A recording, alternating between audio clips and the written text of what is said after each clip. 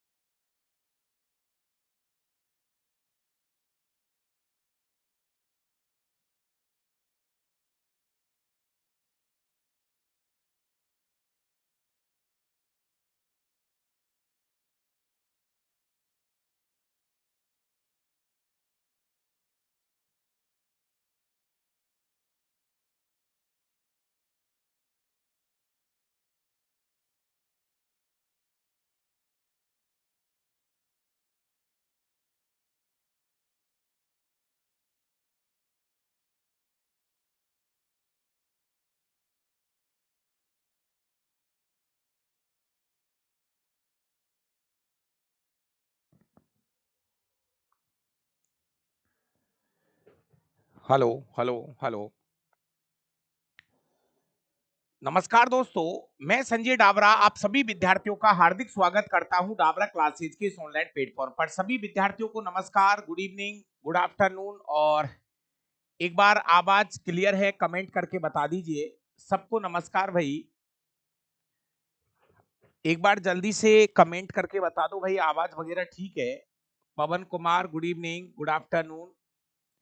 चलिए देखिए दोस्तों, ये है मैग्नेट की क्लास नंबर 4। और इस क्लास को भी आपको बहुत अच्छे से पढ़ना है। इस क्लास के अंदर कुछ ऐसे टॉपिक मैं आपको बताऊंगा जो जनरली बच्चों ने, ये मान के चलिए, कभी पढ़े ही नहीं होंगे, है ना। तो आपको मैंने पहले भी कहा था, आज फिर कह रहा हूं। कल तक की चीजें आपको बेहतर से समझ में आई होगी, कोई दिक्कत नहीं है। लेकिन आज जो चीजें मैं समझाने की कोशिश करूंगा, कोशिश करना कि वो चीजें आपको समझ में आए। हम उनको, कुछ पॉइंट ऐसे होते हैं जो याद करने होते हैं, तो उनको याद कर लेना। तो प्लीज आप अच्छे से चीजों को पढ़ना है। कोई भी समस्या है तो आप उसको मुझे मैसेज कर देना, मैं आपको 2 बार करा दूंगा, कोई दिक्कत नहीं है। चलिए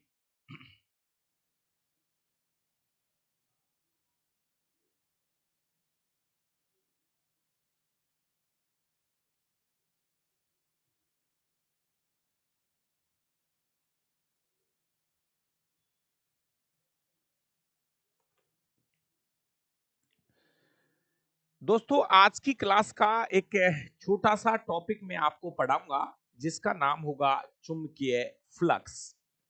थोड़ा सा मैं आपको एक पीडीएफ का यूज करूंगा, थोड़ा सा समझाने के हिसाब से। तो प्लीज आप थोड़ा सा धैर्य रखें। और ये अपने बुक के ही नोट्स है, टोटल ही। जैसे जिस भाई के पास किताब होगी तो सेम डिटो चित्र बना हुआ है। तो आज का जो टॉपिक है, ये है हमारा चुंबकीय फ्लक्स। मैं इसको 2-3 बार आपको समझाऊंगा हर चीज को। और बुक जो है वो हम सोमवार को, आप एक बार पूछ लेना कब तक आएगी, है ना। आपको कल बता देंगे बुक के बारे में। अब ध्यान से सुनिए आप। सबसे पहले, चुंबकीय फ्लक्स किसे कहते हैं? इसको हम मैग्नेटिक फ्लक्स भी बोलते हैं। थोड़ा इसकी परिभाषा याद कर लो, और क्वेश्चन क्या पूछेगा वो भी मैं आपको यहां से क्लियर कर दूंगा। प्लीज, ये पीडीएफ मैं आपको ऐसे के ऐसे ही भेज दूंगा। अगर आपके पास बुक नहीं है तो ये वाली जो पीडीएफ है वो मैं आपको यहां से भेज दूंगा। ओके, ठीक है। चलिए देखिए, चुंबकीय फ्लक्स की परिभाषा क्या है।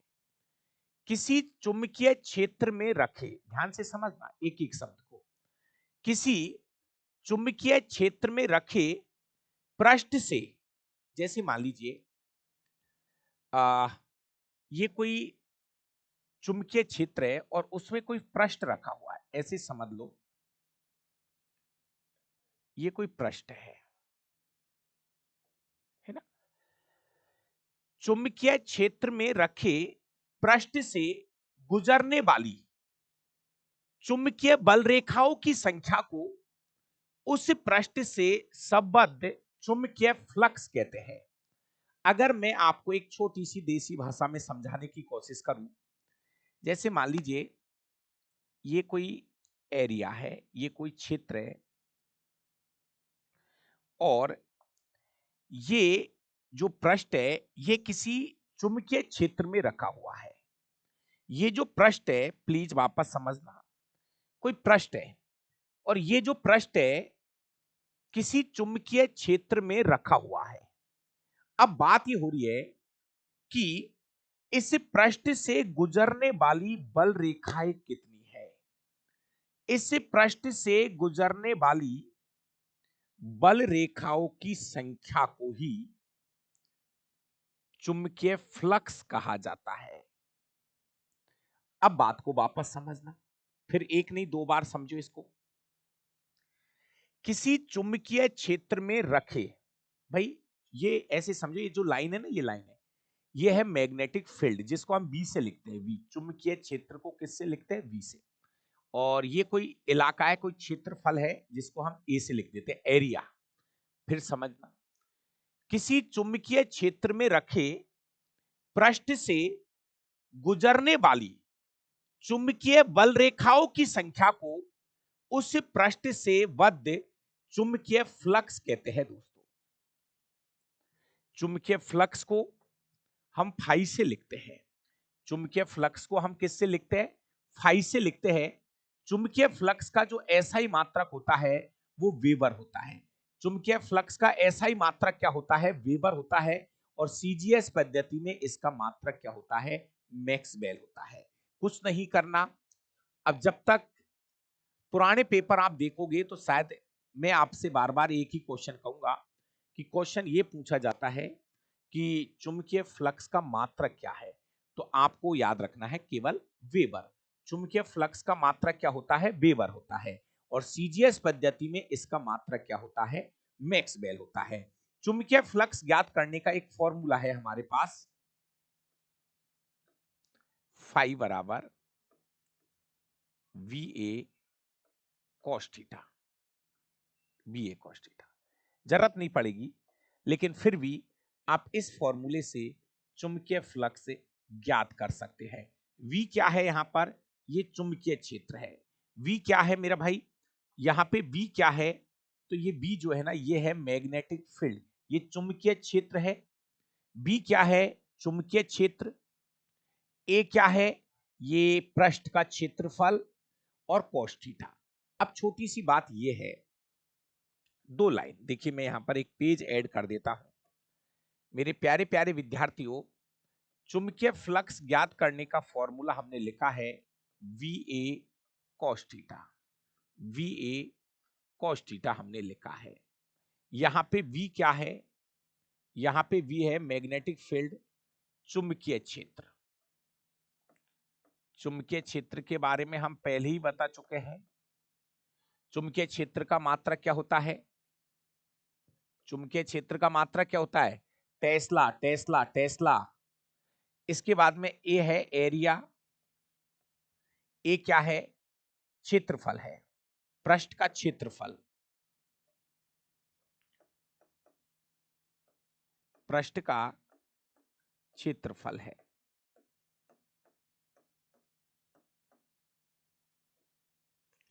और थीटा है इनके बीच का कोण।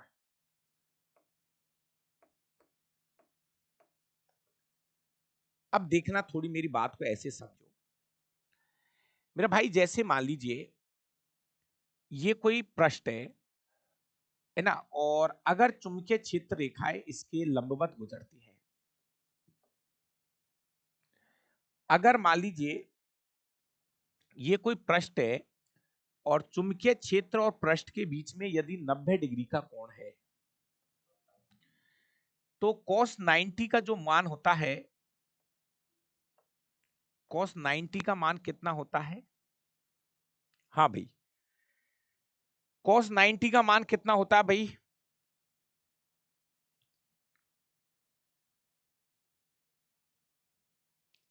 cos 90,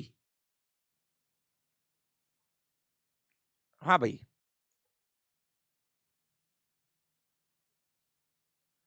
cos 90 का मान आपका हो गया 0। तो सही है कि एक बार कमेंट करके बताइए cos 90 का मान कितना होता है। मेरे हिसाब से तो 0 ही है, बाकी का और आप बता दो।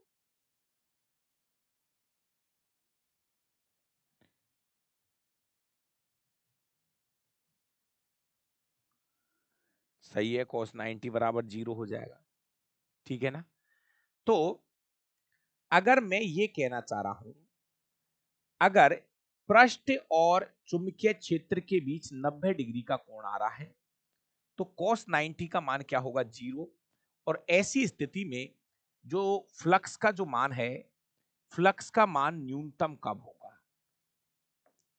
आपसे पूछा जाता है कि चुंबकीय फ्लक्स का मान न्यूनतम कब होगा, जब चुंबकीय क्षेत्र V और पृष्ठ का क्षेत्रफल A के बीच में 90 डिग्री का कोण हो, ठीक है ना। मतलब यहां पे cos थीटा का जो मान है वो कितना रहेगा 90। जब cos थीटा का मान 90 हो तो ऐसी स्थिति में जो चुंबकीय फ्लक्स का मान होगा वो न्यूनतम होगा। और चुंबकीय फ्लक्स जो है वो अधिकतम कब माना जाएगा, चुंबकीय फ्लक्स अधिकतम कब होगा, जब cos थीटा का मान 0 होगा। cos थीटा का मान 0 होगा और cos 0 का मान कितना होता है 1। cos 0 का मान, cos थीटा का मान 0, cos 0 का मान कितना होता है 1। तो आपको ज्यादा कुछ नहीं करना, इतना कुछ लिखा हुआ भी नहीं है, हमारी एनसीईआरटी के अंदर ऐसा कुछ नहीं लिख रहा है बहुत ज्यादा। बस आपको ये देखना है, एक बार वापस से समझना। देखिए, किसी चुंबकीय क्षेत्र में रखे, भाई ऐसे समझो कहीं पे मैग्नेटिक फील्ड है, कहीं पे चुंबकीय क्षेत्र है ना।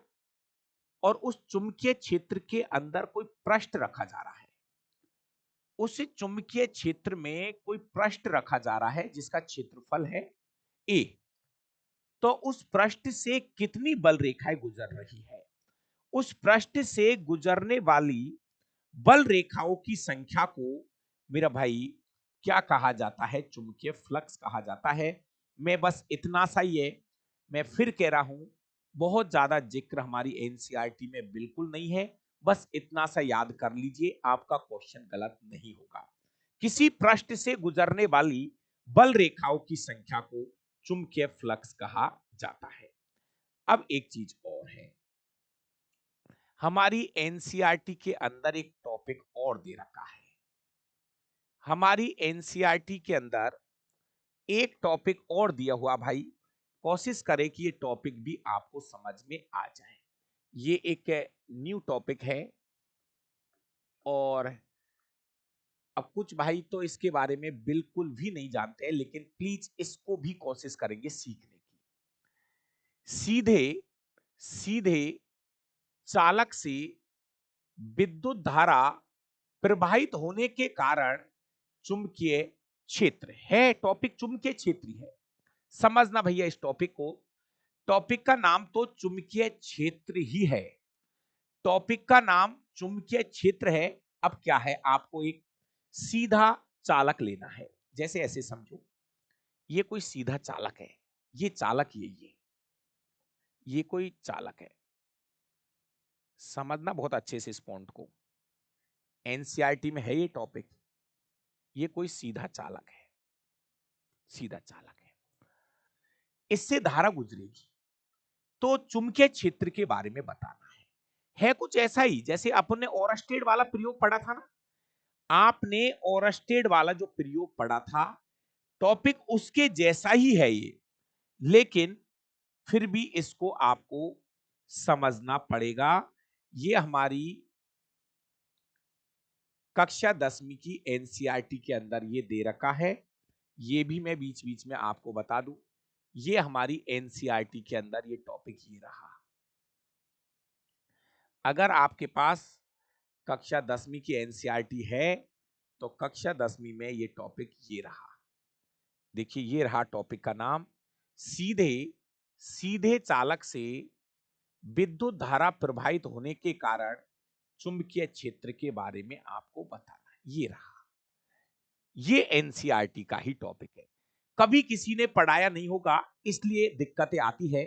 मैं थोड़ा सा कुछ लाइनें पहले एनसीईआरटी की ही बोल के दिखा रहा हूं। देखिए, किसी चालक से विद्युत धारा प्रवाहित होने पर उत्पन्न चुंबकीय क्षेत्र का पैटर्न कैसे निर्धारित होता है? क्या यह पैटर्न चालक की आकृति पर निर्भर करता है? इसकी जांच हम एक क्रियाकलाप से करेंगे। अब सुनिए, पहले हम किसी विद्युत धारावाही सीधे चालक के चारों ओर के चुंबकीय क्षेत्र पैटर्न पर विचार करेंगे। देखिए बात क्या हो रही है, समझो इस पॉइंट को। कोई चालक तार है और उस चालक तार से हम विद्युत धारा प्रवाहित करेंगे, तो उसके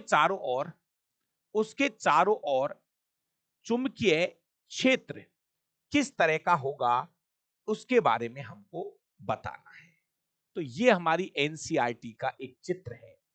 प्लीज आप इस चित्र को बहुत अच्छे से देखिए। ये बहुत काम का चित्र है, ये वाला, ये वाला।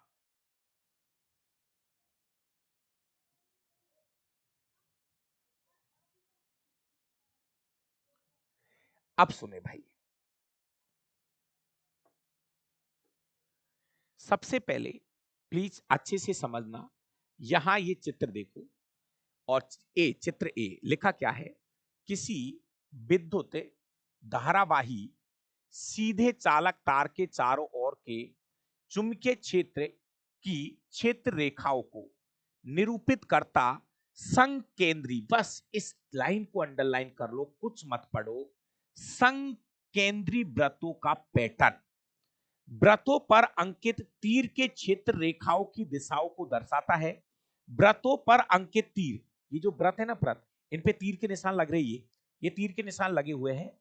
वृत्तों पर अंकित तीर क्षेत्र रेखाओं की दिशाओं को दर्शाता है कि क्षेत्र रेखाओं की डायरेक्शन क्या है, क्षेत्र रेखाओं की डायरेक्शन क्या है। और इसको फिर समझेंगे।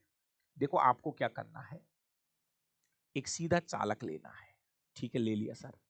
एक्स और वाई, ये परिवर्ती प्रतिरोध लगा रखा है, ये एमीटर लग रहा है, ये बैटरी है और ये कुंजी है। मेरा भाई बात ये चल रही है, इस पॉइंट को आप में फाइनली आप 2 से 3 बार समझो। करना क्या है, एक सीधा चालक ले लेना और आप उसमें धारा प्रवाहित कर। तो भाई धारा किधर से चलेगी? धारा चलेगी भैया प्लस से माइनस की तरफ, ऐसे चलेगी धारा, धारा ऐसे चलेगी। तो ये जो चालक तार है ना, इसके चारों तरफ ऐसे एक वृत्ताकार, संकेंद्री वृत्ताकार वृत्ताकार चुंबकीय क्षेत्र रेखाएं बनती है। देखो ऐसे वृत्ताकार, ये शब्द आपको याद रखना है प्लीज। संकेंद्री वृत्तों का पैटर्न, ठीक है सर, ये बात हमारे थोड़ी थोड़ी समझ में आ रही है। अब मैं आपको एक छोटी सी चीज बताऊं, इसके अगले पृष्ठ पे क्या बातें लिखी है उसको आप समझना पड़ेगा।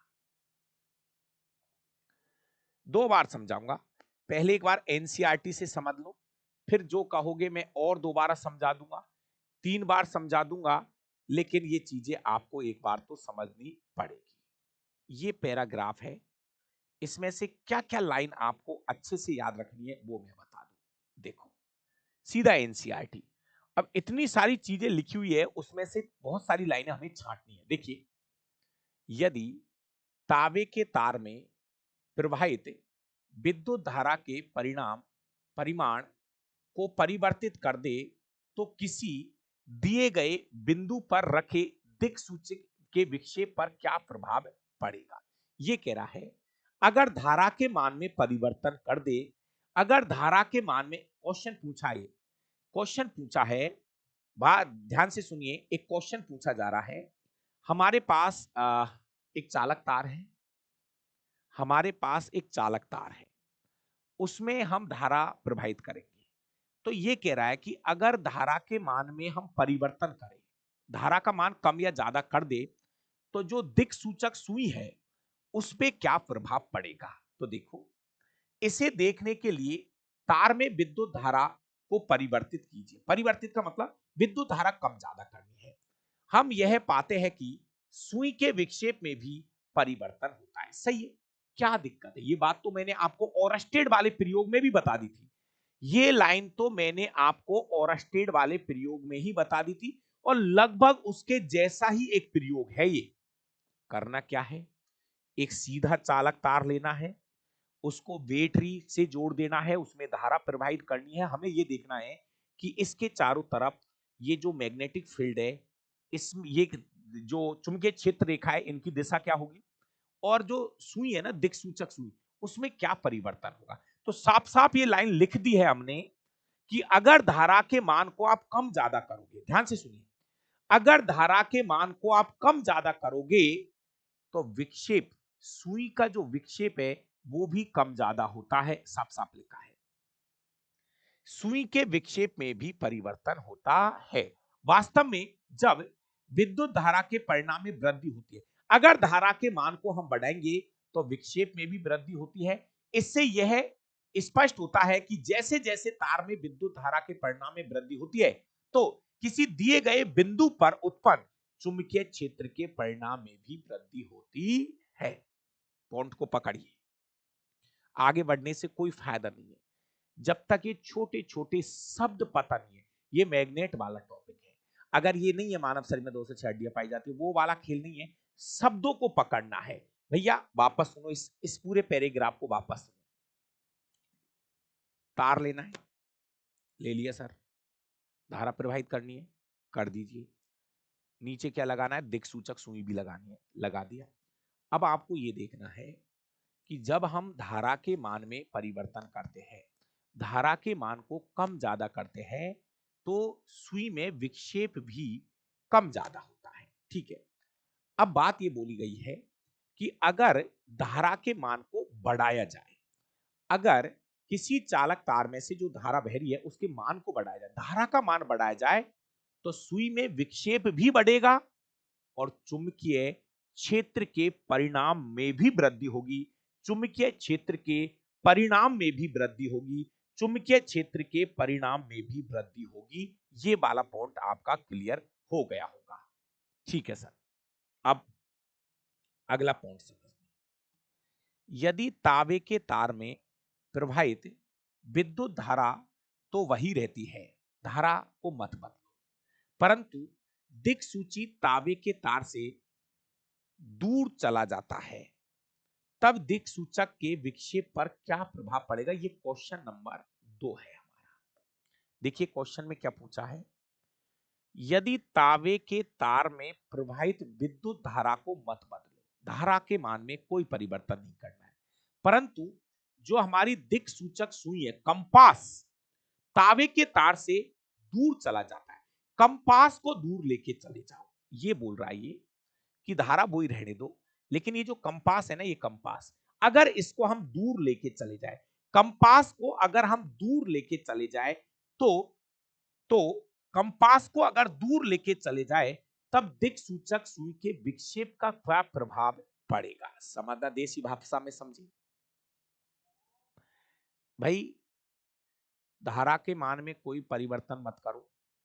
वो ये कह रहा है कि थोड़ी देर के लिए सुई को दूर लेके जाओ, आप थोड़ा दूर लेके जाइए, तो अब जो विक्षेप है उसमें क्या परिवर्तन होगा। धारा पहले भी 5 एम्पियर थी, अभी भी ऐसे समझो 5 एम्पियर की है, धारा का मान 5 एम्पियर ही है, लेकिन वो सुई है ना, उसको दूर लेके चले गए, तो सुई के विक्षेप में क्या परिवर्तन होगा। समझो बात को, समझने इसका उत्तर क्या है,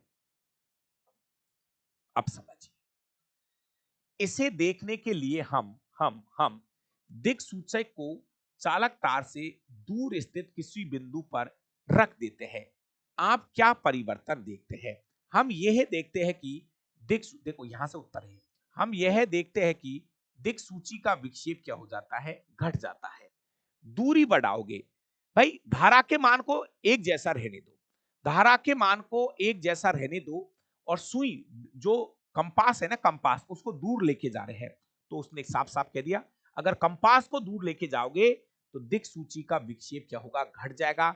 इस प्रकार किसी चालक से प्रवाहित की गई धारा के कारण उत्पन्न चुंबकीय क्षेत्र चालक से दूर जाने पर घटता है। बहुत अच्छी लाइन है, अलग से गोला लगा लेना इस लाइन के ऊपर। अगर आपके पास एनसीईआरटी की किताब है तो मेरा भाई प्लीज इसके ऊपर अलग से गोला लगा लो। गुरुजी कैसा गोला लगाए, वापस से सुनना, इसको यहां से मैं ठा रहा हूं, अच्छे से सुनना वापस से, मजेदार बात है मेरा भाई। पॉइंट ये है,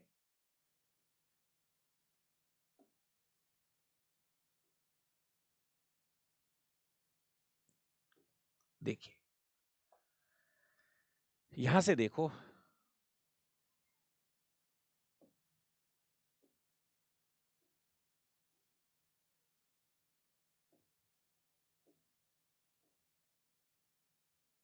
देखिए यहां से देखो, हम देखते हैं,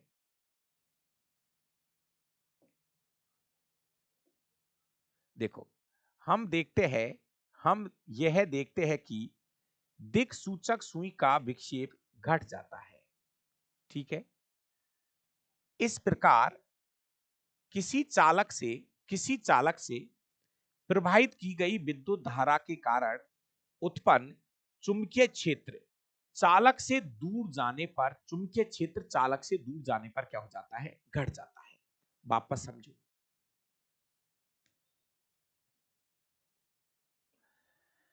अगर हम कंपास को चालक तार से दूर लेके जाएंगे, हम देखते हैं कि दिक्सूची का जो विक्षेप है वो घटेगा। इस प्रकार किसी चालक से प्रवाहित की गई विद्युत धारा के कारण उत्पन्न चुंबकीय क्षेत्र चालक से दूर जाने पर घटता है। दूर जाने पर क्या होता है, घटता है।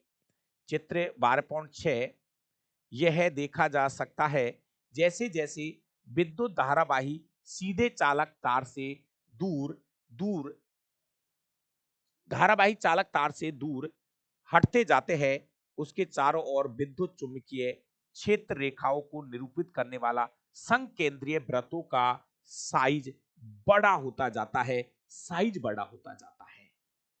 फिर समझो, देखिए इसमें ये बोला है, पहले तो ये बात क्लियर करो, आप पहले ये बात क्लियर करो, जैसे मान लीजिए एकदम देसी भाषा में से कहूंगा,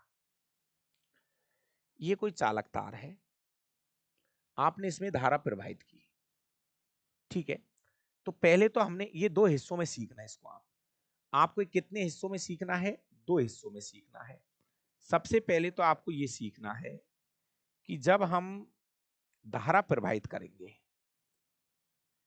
सबसे पहले पॉइंट नंबर 1, माना कि आप चालक तार में धारा प्रवाहित कर रहे हो, तो विक्षेप होगा, सुई में विक्षेप आएगा।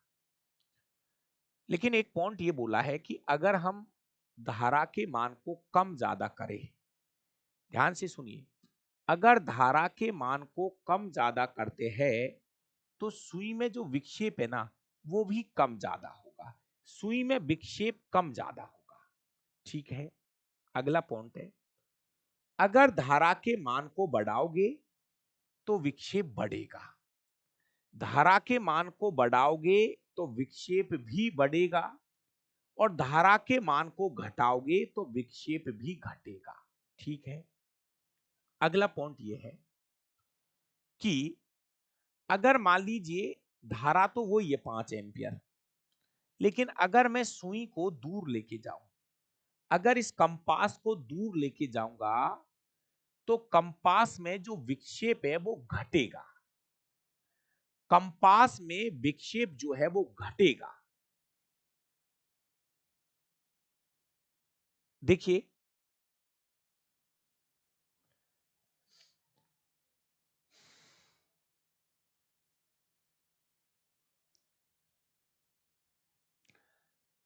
जब हम दिक् सूचक को दूर लेके जाते हैं तो हम देखते हैं कि दिक् सूचक का विक्षेप क्या हो जाता है, घट जाता है।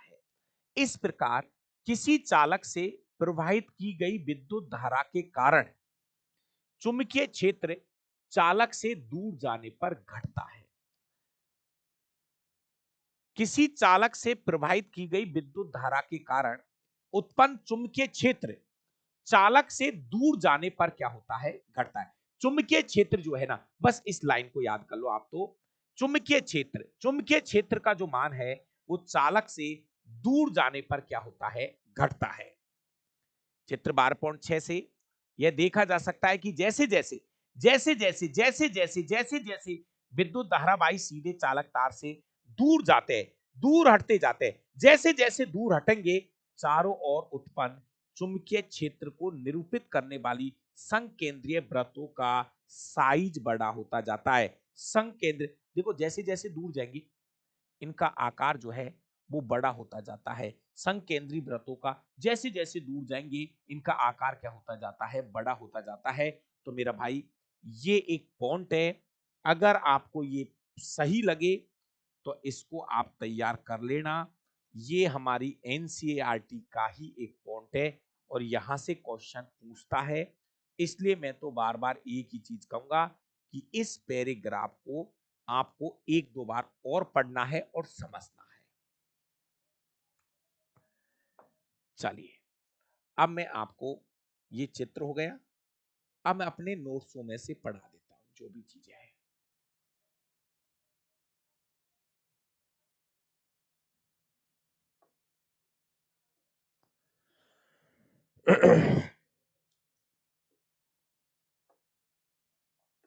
देखिए, ये रहा अपना चित्र। सीधे चालक से विद्युत धारा प्रवाहित होने के कारण चुंबकीय क्षेत्र, आपको घबराना नहीं है। अब इसमें से मैंने काम काम के पॉइंट जो है ना वो छांट के लिख दिया आपको। क्या क्या लाइन आपको याद रखनी है, देखो। जब किसी विद्युत धारावाही सीधे चालक तार से विद्युत धारा प्रवाहित की जाती है तो चालक तार के चारों ओर चुंबकीय क्षेत्र रेखाएं संकेंद्री वृत्तों के रूप में, संकेंद्री वृत्तों के रूप में दिखाई देते। बस ये सब ध्यान रखना। जो बल रेखा है, चुंबकीय क्षेत्र रेखा बोल दो या बल रेखा जो है ना, वो कैसे दिखती है, केंद्र एक सेंटर के संकेंद्रीय वृत्तों के रूप में, संकेंद्रीय वृत्तों के रूप में दिखाई देती है। ठीक है। यदि सीधे तार में प्रवाहित विद्युत धारा की दिशा को, एक क्वेश्चन और बोला इसमें, यदि सीधे तार में प्रवाहित विद्युत धारा की दिशा उल्टा कर दे, कल भी बता दी ये बात में, अगर धारा की दिशा बदलोगे तो चुंबकीय क्षेत्र रेखाओं की भी दिशा बदल जाती है। ये बात तो मैंने आपको दो चार बार बता दी। अगर धारा की दिशा बदल दे है, ये आपको कल बताया तो था, दक्षिण हस्त अंगुष्ठ नियम। जैसे अभी धारा की दिशा ये है तो चुंबकीय क्षेत्र की दिशा ये है। अगर धारा की दिशा बदल दोगे, ऊपर से नीचे कर देंगे, तो ये आपकी चुंबकीय क्षेत्र की दिशा भी बदल जाएगी। ठीक है, ये वाली बात तो मैंने आपको बार बार कह रहा हूं। आगे देखो, तांबे के तार में से प्रवाहित विद्युत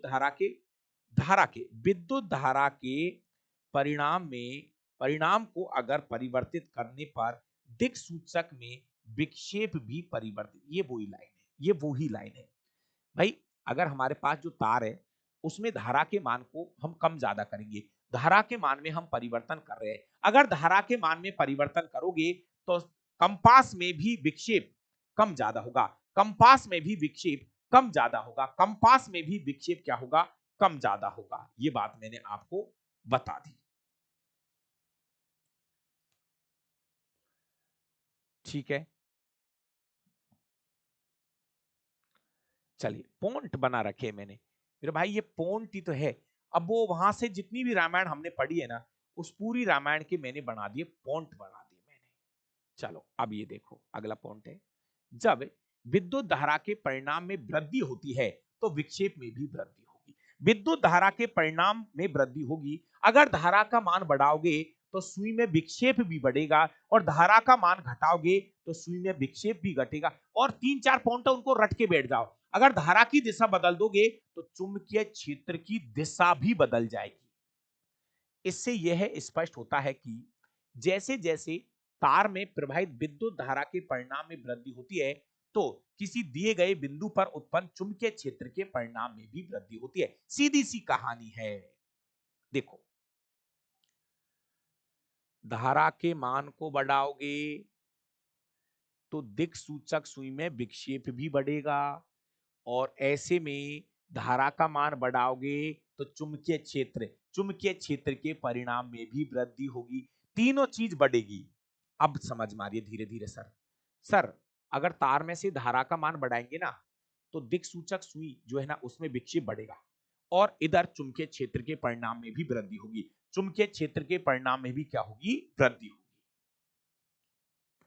यदि हम यदि हम तांबे के तार में प्रवाहित धारा वही रखते हैं, ये लिख दिया ना, बिल्कुल मैंने छांट छांट के लाइन लिखी है, इसीलिए कहता हूं, इसीलिए मैंने आपको एक तरफ एनसीईआरटी रख दी, एक तरफ मेरी ये बातें रख दी। मैंने ये जो लाइनें लिखी है ना, पूरी एनसीईआरटी में से छांट छांट के लिखी है कि आपको फालतू की रामायण नहीं पढ़नी। देखो, यदि हम तांबे के तार में प्रवाहित धारा को वही रखते हैं, धारा के मान में कोई परिवर्तन नहीं करते हैं, और दिक् सूचक सुई को तांबे के तार से कहां ले जाते हैं? दूर ले जाते हैं, तो दिक् सूचक का विक्षेप क्या होगा? घट जाएगा। थी या नहीं थी ये लाइन? अब बताओ, अब आपको पता लग रहा होगा कि डावरा सर के द्वारा जो लाइनें लिखी जा रही है, किताब में जो लाइनें लिखी जा रही है, ये पूरी एनसीईआरटी से ही लिखी जा रही है। देखिए, यदि यदि तांबे के तार में प्रवाहित विद्युत धारा तो वही रहती है, धारा के मान को मत बदलो, और दिक् सूचक को तांबे के तार से जब हम दूर लेके जाते हैं तो तो क्या होगा? तो ये होगा, दिक् सूचक का विक्षेप घट जाएगा। ये लाइन अंडरलाइन, दिक् सूचक का विक्षेप घट जाता है, दिक् सूचक का विक्षेप घट जाता है। इस प्रकार चालक से प्रवाहित की गई विद्युत धारा के कारण उत्पन्न चुंबकीय क्षेत्र से चुंबकीय क्षेत्र चालक से दूर जाने पर क्या हो जाता है? घट जाता है।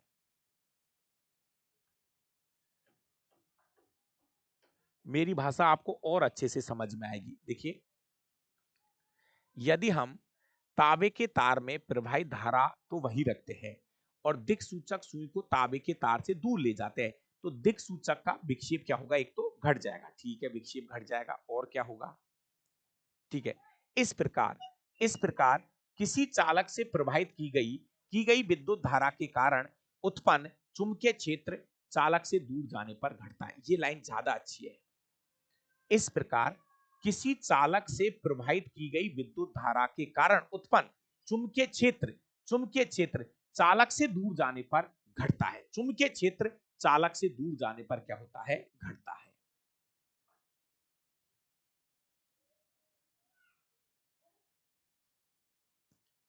ठीक है। अब और देखो, एक लाइन और, जैसे जैसे विद्युत धारावाही सीधे चालक तार से दूर हटते हैं, देखिए समझना, जैसे ये तार है, इस तार से जैसे जैसे हम दूर जाएंगे, जैसे जैसे हम दूर जाएंगे, चालक तार से जैसे जैसे हम दूर हटते जाते हैं, उसके चारों ओर उत्पन्न चुंबकीय क्षेत्र को निरूपित करने वाली संकेंद्रीय वृत्तों का साइज क्या हो जाता है? बड़ा हो जाता है। साइज क्या हो जाता है? बड़ा हो जाता है। अरे भाई, इसमें क्या है यार? ये तार है, तो इसके पास में जो है बल रेखा है, पास पास है, मतलब गोला है, छोटा है। जैसे जैसे दूर जाएंगे, जैसे जैसे दूर जाएंगे, जैसे जैसे दूर जाएंगे, संकेंद्रीय वृत्तों का साइज क्या होता जाता है? बढ़ता जाता है। और ध्यान रखना, दूर जाने पर चुंबकीय क्षेत्र चालक से दूर जाने पर क्या होता है? घटता है। चालक से, बहुत अच्छी लाइन है ये, रट के बैठ जाना, और भैया इन पॉइंटों को आप लिखो। एक बार, दो बार, मैं फिर कह रहा हूं, आपसे बार बार कह रहा हूं, मैं, दुनिया को इनमें से एक लाइन याद नहीं है, कोई एक लाइन नहीं बोल सकता। मैं आपसे फिर कह रहा हूं, मैं 10 साल से बैठा हूं आपके मार्केट में, और मैं आपको ये विश्वास दिला रहा हूं कि जो लोग पढ़ रहे हैं ना, सच बता रहा हूं, उनको कुछ नहीं पता, एक लाइन नहीं बोल सकते वो। तो प्लीज इन चीजों को आप 2 से 3 बार, ये सब डिटो एक किताब में लिखी हुई है। ये जो पीडीएफ है ना, ये किताब की पीडीएफ है। भैया सीखना पड़ेगा। और मैं इसकी छोटी छोटी क्लासें क्यों ले रहा हूं? छोटी छोटी क्लासें इसलिए ले रहा हूं ताकि आप इनके ऊपर थोड़ी सी मेहनत कर सको।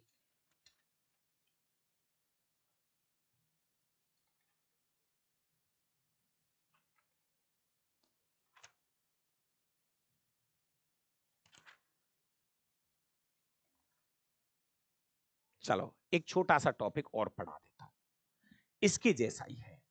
करो यार, मेहनत तो करनी पड़ेगी यार। अब कुछ चीज, हर चीज अच्छी भी नहीं होती है, कुछ चीज बुरी भी होती है। चलो भाई, एक और छोटा सा टॉपिक आ रहा है, ये भी एनसीईआरटी का टॉपिक है। सर ये तो हमने कभी जीवन में नहीं पढ़े, अब सीख ले थोड़ा थोड़ा। विद्युत धारावाही वृत्ताकार पास के कारण चुंबकीय क्षेत्र है। सच में बताऊं ना, तो टॉपिक का नाम चुंबकीय क्षेत्र है, लेकिन वो चुंबकीय क्षेत्र के अलग अलग फॉर्मेट है। जैसे यहां पर बोला है, किसी विद्युत धारावाही वृत्ताकार पास, ये है। जैसे मान लीजिए आपने ऐसे गोल टायर ले लिया, ऐसे समझो आपने तो साइकिल का टायर ले रखा है, वृत्ताकार पास है, तो उसमें चुंबकीय क्षेत्र का पता कैसे चलेगा? बहुत नहीं आता है समझ में भाई साहब। ये आपने मान लीजिए कोई टायर ले लिया, रिंग ले लिया, है ना, वृत्ताकार पास है, तो उसमें धारा प्रवाहित करेंगे। समझने की कोशिश करो, जैसे साइकिल का टायर है ये, है ना, और ये ऐसे बना दो, ये एक साइकिल का टायर है, आप तो ऐसे समझ लो, मजा आ जाएगा इसको समझ लोगे तो। ये साइकिल का कोई टायर है, ठीक है ना। अब इसमें हम धारा प्रवाहित करेंगे, इसको आगे चल के बैटरी से जोड़ दूंगा मैं, और इसमें धारा प्रवाहित करनी है। प्लीज, बहुत अच्छा है ये, उससे भी अच्छा है। तो जब हम इसमें धारा प्रवाहित करेंगे, तो चुंबकीय क्षेत्र की दिशा क्या होगी, चुंबकीय क्षेत्र कैसा होगा, वृत्ताकार होगा, सीधा जाएगा, वो चीजें आपको यहां पर समझनी पड़ेगी। अब समझो, जैसे मैं ये कह रहा हूं, मान लीजिए ये तार है, ये अपना जैसे टायर है, टायर गोल गोल टायर है। तो हम इसमें जब धारा प्रवाहित करेंगे ना प्लीज, तो इसमें तो क्या होता है, इधर देखो, यहां देखो, जैसे यहां जो बल रेखा है वो ऐसे चलेंगी। देखो समझना, तीर का निशान लग रहा है, ऐसे ना, ऐसे चलेंगी। फिर ऐसे समझो, वो तो ऐसे चलेंगी और ऐसे बाहर आएगी, अंदर यहां से घुसेगी, यहां से घुसेगी, यहां से बाहर निकलेगी, यहां से घुसेगी, यहां से बाहर निकलेगी, यहां से घुसेगी, यहां दूर जाते जाओ। अगर आप दूर जाओगे ना, तो ये देखो, ये सीधी भी होती जा रही है। समझने की कोशिश करो। अभी यहां पे ऐसे कर जा रहे हो, गोला वृत्ताकार, संकेंद्रीय वृत्ताकार, जा चलने दो, चलने दो, चलने दो। यहां आके देखो, ये सीधी हो गई एक तरह से, बीच में आके ये बल रेखा कैसी हो जाती है, एक तरह से ऐसे सीधी हो जाती है। और आपको ये भी पता है कि अंदर की तरफ जो बल रेखा जाती है ना, वो दक्षिण से उत्तर की तरफ जाती है। वो मेरे भाई अंदर की तरफ कहां, किधर से किधर चल रही है? दक्षिण से किधर की तरफ चल रही है? उत्तर की तरफ। आपको पता होगा, किसी चुंबक के अंदर, चुंबक के अंदर जो बल रेखा निकलती है, मेरे भाई समझने की कोशिश कर, चुंबक के भीतर जो बल रेखा निकलती है वो निकलती है दक्षिण से उत्तर की तरफ। अंदर, अंदर की तरफ कहां से चलती है?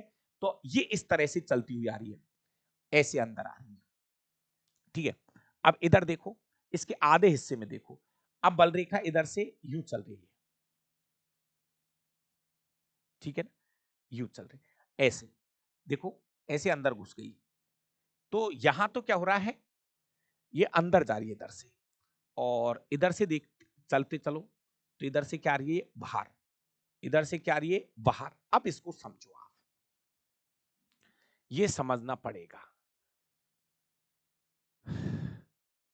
ये है एक वृत्ताकार पास, ये है एक वृत्ताकार पास। ऐसे समझ लो, ये हमारा साइकिल का एक पहिया है, जिसमें हमें विद्युत धारा प्रवाहित करनी है। तो जब हम विद्युत धारा प्रवाहित करेंगे, तो कहीं ना कहीं मैग्नेटिक फील्ड तो उत्पन्न होगा, चुंबकीय क्षेत्र उत्पन्न होगा, ये बल रेखाएं पैदा होंगी। तो इन बल रेखाओं को ही देखना है कि ये वृत्ताकार कहां है, सीधी कहां हो जाती है, कैसे कैसे ये दूर जा रही है, कैसे कैसे इनका आकार बढ़ता जा रहा है। इन तीन चार पॉइंटों पर काम कर लीजिए, फिर बोल रहा हूं मैं, चलिए।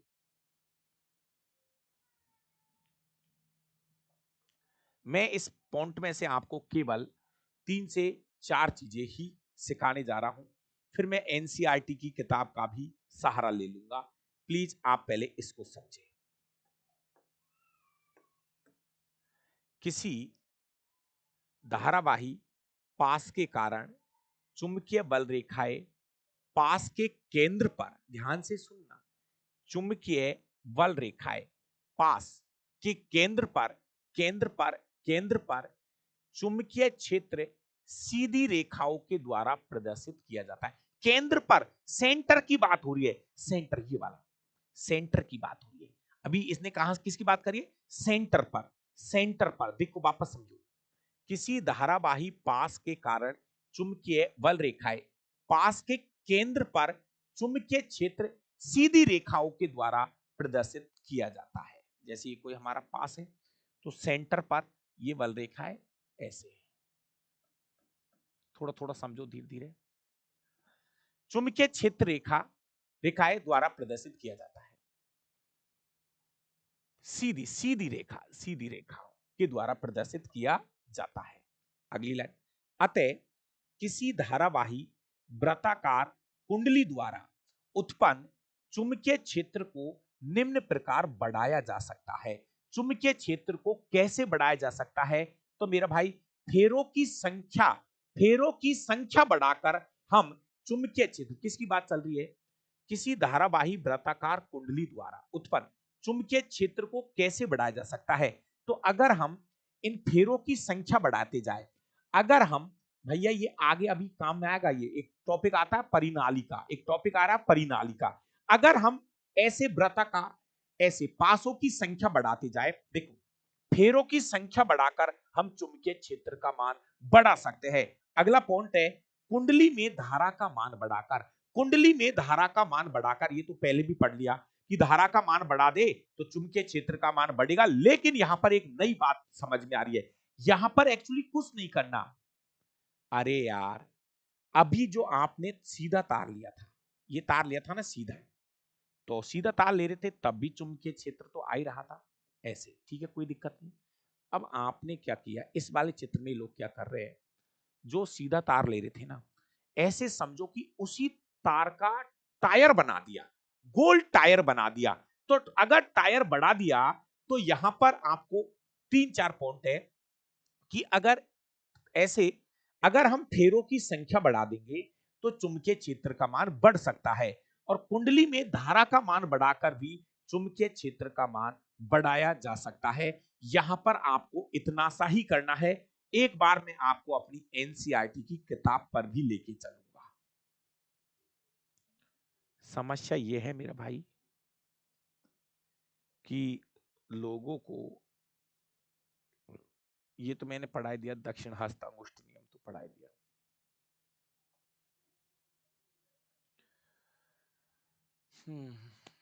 ये तो पूरा मैंने पढ़ा दिया।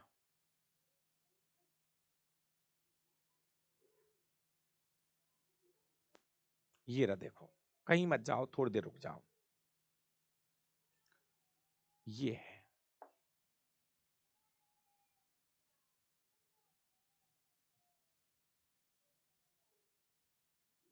देखो एनसीईआरटी में, ये मेरी तरफ से नहीं है कुछ।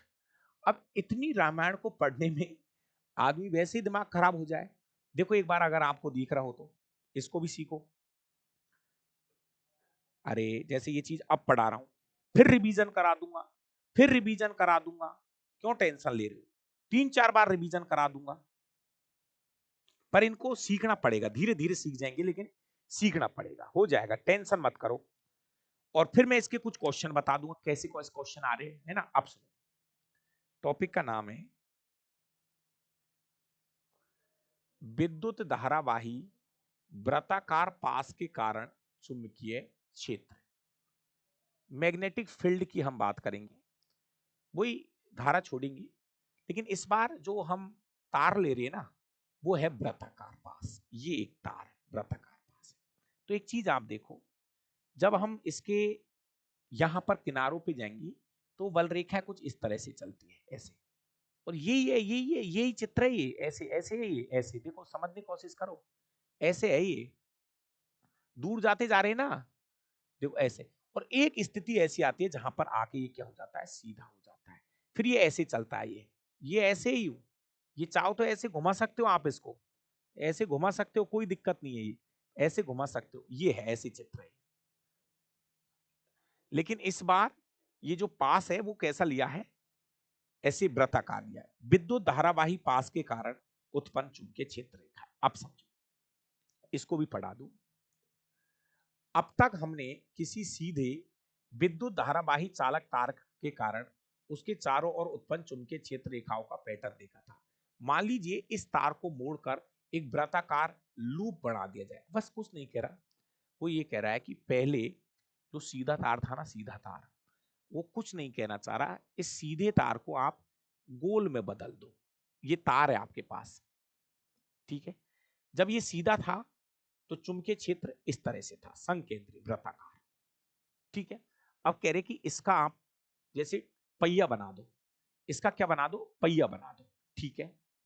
और फिर उसमें विद्युत धारा प्रवाहित कराते हैं, तब इसके द्वारा उत्पन्न चुंबकीय क्षेत्र कैसा प्रतीत होगा।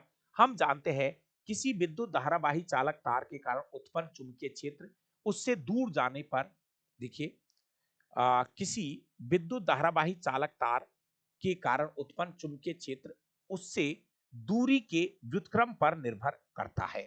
इसी प्रकार किसी विद्युत धारावाही पास के प्रत्येक बिंदु पर उसके चारों ओर उत्पन्न चुंबकीय क्षेत्र को निरूपित करने वाली संकेंद्रीय वृत्तों की साइज साइज तार से दूर जाने पर निरंतर बड़ा होता जाता है। सही है। जैसे मान लीजिए इसको सेंटर मान लो, तो ये इसके पास में है, ये संकेंद्रीय वृत्ताकार छोटा है, फिर दूर जा रहे हैं, ये क्या होता जा रहे हैं, ये बल रेखा कैसी होती जा रही है, इनकी साइज क्या होती जा रही है, बढ़ती जा रही है। जैसे ही हम वृत्ताकार पास के केंद्र पर पहुंचते हैं, इस वृत्तों का जो चाप है वो सरल रेखाओं जैसे प्रतीत होने लगता है। विद्युत धारावाही तार के प्रत्येक बिंदु से उत्पन्न चुंबकीय क्षेत्र रेखा पास के केंद्र पर सरल रेखा जैसी प्रतीत होने लगती है। दक्षिण हस्त अंगुष्ठ नियम के को लागू इस पे करना है। दक्षिण हस्त अंगुष्ठ नियम को लागू करके इस बात को आप आसानी से जांच की जा सकती है कि तार का जो प्रत्येक भाग चुंबकीय क्षेत्र रेखाओं में योगदान देता है तथा पास के भीतर सभी चुंबकीय क्षेत्र रेखाएं एक ही दिशा में होती है। अब सुनो, इसमें क्या करना है, ये कुछ नहीं कह रहे, यहां पर एक्चुअली आपको कोई दक्षिण हस्त अंगुष्ठ नियम लगाना है। पहले यहां देखो, अगर धारा सुनो सुनो अगर धारा ऐसे जा रही है ऊपर, तो चुंबकीय क्षेत्र रेखाएं ऐसे आएंगी, घूम घूम के ऐसे आएंगी, और अब समझो, अगर माना कि यहां पर ये धारा ऐसे आ रही है,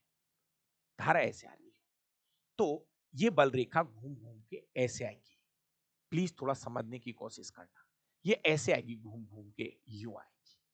भाई धारा तो ऐसे ही तो जाएगी, जैसे मान लिया आपने धारा दी, यहां से धारा गई ऐसे, पहले इसको देखो, धारा ऊपर की तरफ है तो चुंबकीय क्षेत्र ऐसे जा रहा अंदर यू, और इसमें देखो धारा जैसे नीचे की तरफ आ रही है, तो अगर ऐसे आ रही है, नीचे की तरफ आ रही है, तो बल रेखा जो है ना, चुंबकीय क्षेत्र रेखा, वो ऐसे आएगी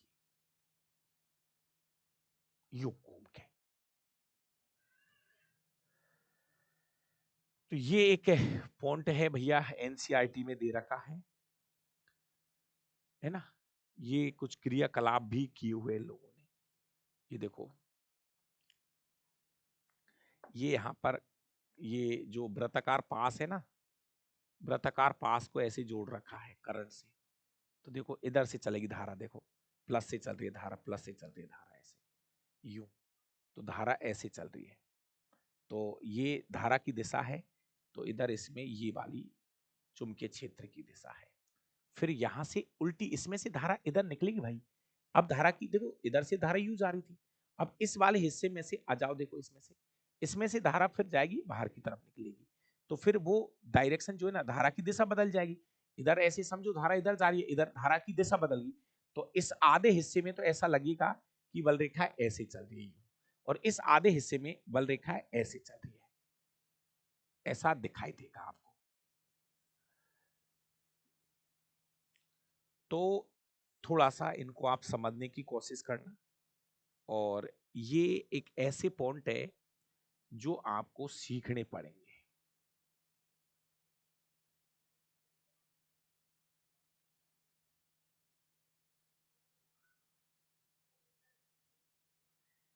ये आपको सीखने पड़ेंगे।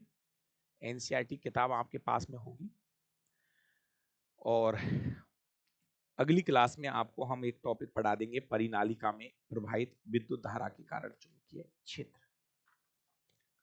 दोस्तों एक छोटा सा टॉपिक और है चुंबकीय क्षेत्रीय। इन तीनों ही टॉपिकों में क्या चला है? चुंबकीय क्षेत्र चला है। इन तीनों ही, अब मेरी बात को आप समझने की कोशिश करिए, चल क्या रहा है? टोटल ही चुंबकीय क्षेत्र चल रहा है, लेकिन अलग अलग स्थितियों में ये चीजें अलग अलग बताई जा रही है। एक लास्ट टॉपिक और थोड़ा सा समझाने की कोशिश कर रहा हूं। परिनालिका में प्रवाहित विद्युत धारा के कारण चुंबकीय क्षेत्र। पहली बात तो परिनालिका किसे कहते हैं?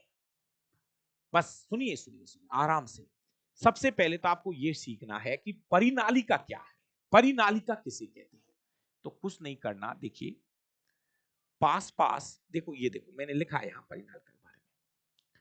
पास पास लिपटे विद्युत रोधी तांबे के तार की बेलन की आकृति की अनेक फेरों वाली कुंडलियों को परिनालिका कहते हैं। कुछ नहीं करना, वही तो बता रहा हूं।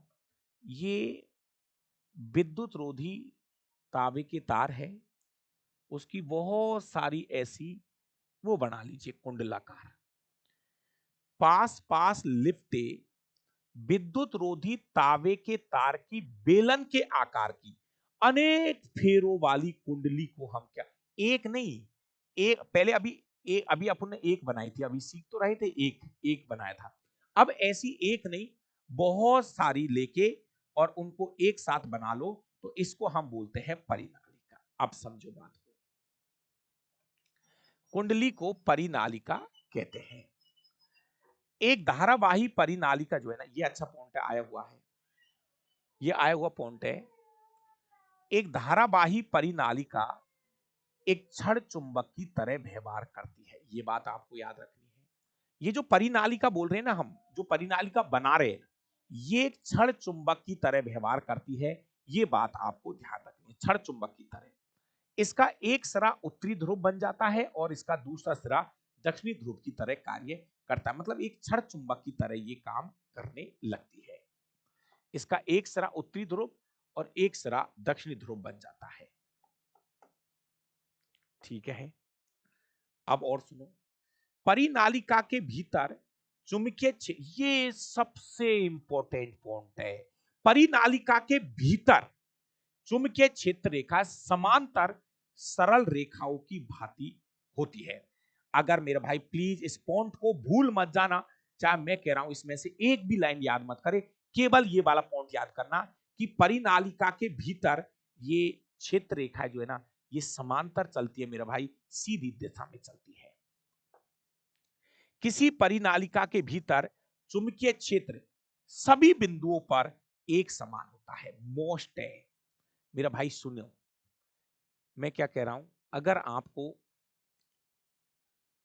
अब से पहले एक तो ये वृत्ताकार वाला बता रहा था मैं, नहीं समझ में छोड़ दे, कोई दिक्कत नहीं। लेकिन मेरा भाई ये परिनालिका वाले टॉपिक की एक एक लाइन याद कर लेना।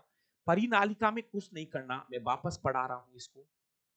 आपको क्या करना है, विद्युत रोधी तांबे के तार कि बेलन के आकार की अनेक फेरों वाली, एक से काम नहीं चलेगा, अनेक फेरों वाली कुंडली को हम क्या बोलते हैं? परिनालिका। ये परिनालिका बना ली। अब ध्यान रखना, इसमें आप धारा प्रवाहित करोगे, इसमें भी चुंबकीय क्षेत्र पैदा होगा। लेकिन मैं ये कह रहा हूं पहले तो आप एक एक पॉइंट को क्लियर करो। पहला पॉइंट, परिनालिका एक क्षण चुंबक की तरह व्यवहार करती है।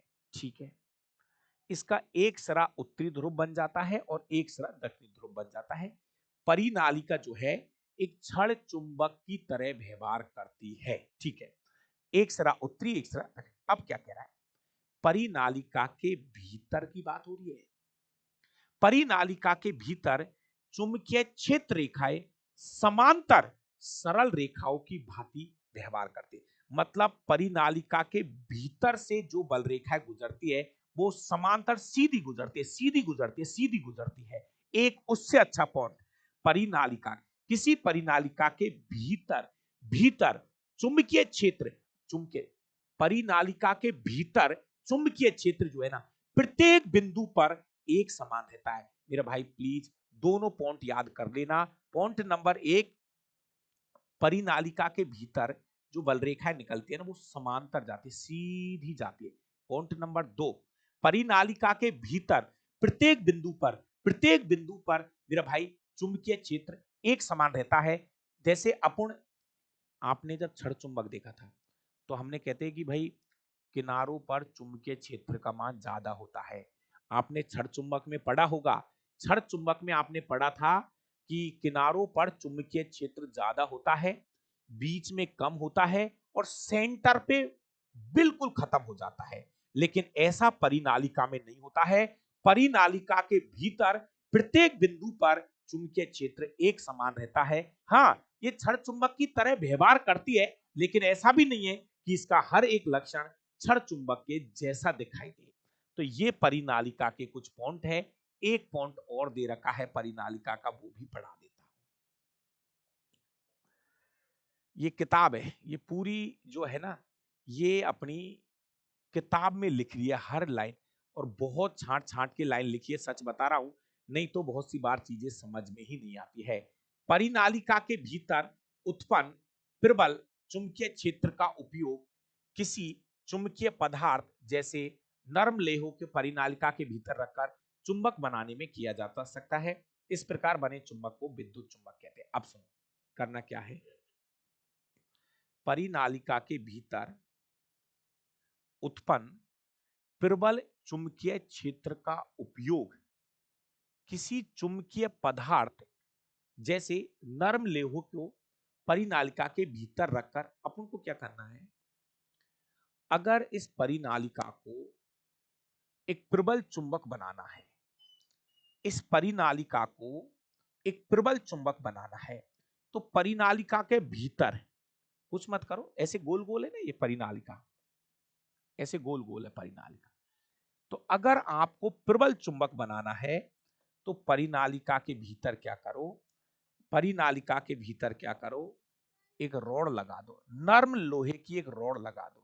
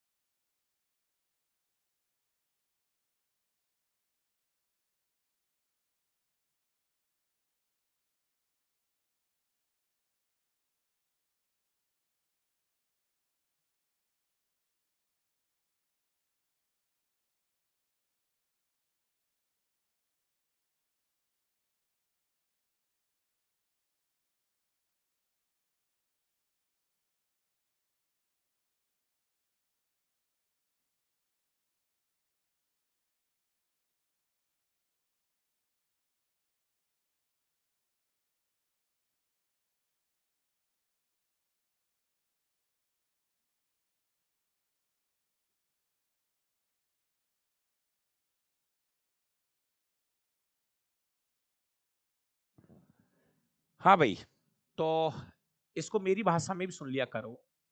जैसे आपके पास परिनालिका तो है ही है, अगर उस परिनालिका को एक प्रबल चुंबक बनाना है, तगड़ा वाला चुंबक बनाना है, तो आपको क्या करना है, उस परिनालिका के भीतर घुस दो, क्या घुस दो, परिनालिका के अंदर जो है एक नर्म लोहे की रोड लगा दीजिए और फिर उसमें धारा प्रवाहित करो, तो वो परिनालिका एक प्रबल चुंबक की तरह काम करने लगती है। जैसे अपनी एक क्रेन वगैरह नहीं होती है क्या, तो ऐसे, तो इसमें हम क्या करना पड़ेगा, आपको धारा प्रवाहित करना पड़ेगा, है ना। तो इसी को हम विद्युत चुंबक कह देते हैं, क्योंकि भाई धारा तो प्रवाहित कर ही रहे हो, लेकिन उस धारा की वजह से एक तगड़ा वाला चुंबक बनाना है। तो किया गया, कर क्या रहे हो आप, अरे यार परिनालिका तो है ही है आपके पास, उस परिनालिका के भीतर एक लोहे की रॉड डाल दो अंदर, एक लोहे का क्या डाल दो, नर्म लोहे की एक रॉड लगा दो अंदर, फिर उसमें धारा प्रवाहित करो, अलग ही आनंद आएगा, एक प्रबल चुंबक बन जाएगा। तो इसी को हम बोलते हैं विद्युत चुंबक। तो मेरा भाई जो जो बातें आज की क्लास से आपको समझ में आई हो, आप इसको समझ लेना। और ऐसी बात नहीं है, कुछ पॉइंट ऐसे भी है जो सर थोड़े से कम समझ में आए, कोई बात नहीं भाई, मैं उसके लिए और अलग से मेहनत कर दूंगा, है ना। आप मेरे से बोलोगे गुरुजी वो अ, ये पास बाड़ा कम समझ में आया है, तो पास बाड़ा तो आपको नहीं, सभी लोगों को कम समझ में आता है। तो पास बाड़े की तो आप टेंशन मत करो। मैं तो क्या कह रहा हूं, परिनालिका के बारे में आप पढ़ के रहना। परिनालिका कुछ नहीं है, आपको ये पूरी किताब के नोट्स है भैया। इसमें क्या है देखो, बहुत मेहनत लगती है इसको समझाने में, और मेन चीज होती है इसके पॉइंट सेट करना। इसलिए मैंने चाह रहा हूं कि ये चुंबक वाले चैप्टर के अंदर मैंने ये हाथ से बनाए हुए जो नोट्स है ना, मैं चाह रहा हूं कि आपको फालतू की रामायण नहीं पढ़ा के केवल और केवल मैं काम की चीजें ही से पढ़ाऊं इसमें। देखो ये परिनालिका वाला टॉपिक यहां पर भी है, ये रिया परिनालिका वाला टॉपिक, देखो इसमें भी देख लो, देखो इसमें भी देख लो परिनालिका, इसमें भी देख लो, ये परिनालिका वाला पर, ये देखो। एनसीईआरटी का यूज तो करो यार। देखो मैंने ऐसे नहीं, आपको पढ़ने की जरूरत नहीं पड़ेगी।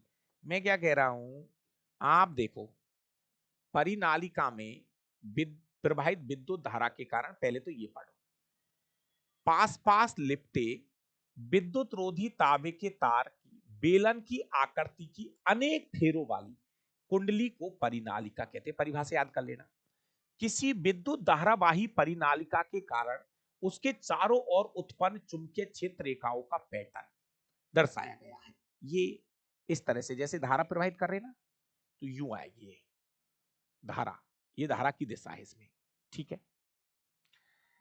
इस चुंबकीय क्षेत्र को पैटर्न की तुलना 12.4 में दर्शाए गए क्षण चुंबक के चुंबकीय क्षेत्र रेखाओं के पैटर्न से कीजिए।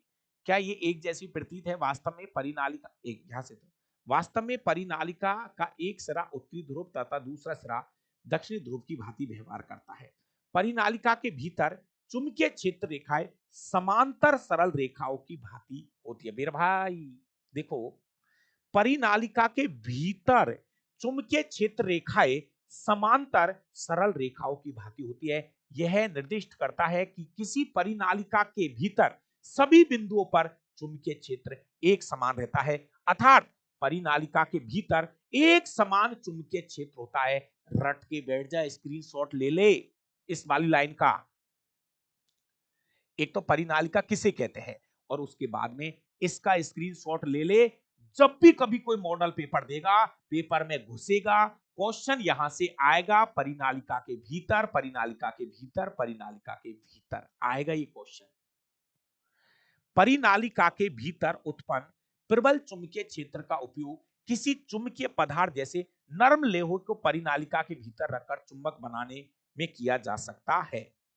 परिनालिका के भीतर उत्पन्न प्रबल चुंबकीय क्षेत्र का उपयोग किसी चुंबकीय पदार्थ जैसे नरम लोहे को परिनालिका के भीतर रखकर चुंबक बनाने में किया जा सकता है। परिनालिका के भीतर उत्पन्न प्रबल चुंबकीय क्षेत्र का उपयोग हम उसके भीतर एक नरम लोहे की रॉड लगाकर एक चुंबक बनाने के लिए कर सकते हैं। इस प्रकार के चुंबक को विद्युत चुंबक कहते हैं। देखो ये लगा दिया स्टील, स्टील की लगा दो या नर्म लोहे की छड़ लगा के, मतलब तगड़ा वाला चुंबक हम बना सकते हैं। ये है आपका परिनालिका, ये ऐसे है ये परिनालिका।